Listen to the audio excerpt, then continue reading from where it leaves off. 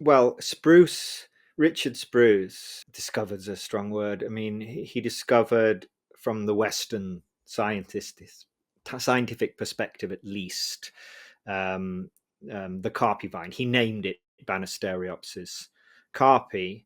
And as far as he was concerned, when he first drank the brew and was shown where this vine was growing, this key vegetal component of this ayahuasca brew, or carpi, as it was known in that area um, of the Amazon, it was assumed for the next 100 years that there was going to be some alkaloid in the carpi vine that gave it its visionary powers. It was assumed that it would be as simple as that. That if they were able to extract an alkaloid from the carpi vine, inject this alkaloid into people, then they would have experienced the same effects as ayahuasca.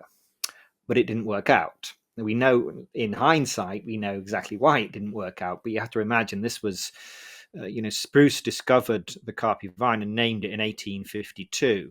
It wasn't until the beginning of the 20th century, so over 50 years later, that the alkaloid, which went by many names. Telepathine was the first name given to it, banisterine, etc., etc. And various groups attempted to recreate the effects of ayahuasca by giving people this alkaloid, which we now know, which was then discovered a few years later to be identical to an already well-known set of alkaloids, the Harmala alkaloids, which came from Peganum harmala, this medicinal shrub, which was perfectly well known.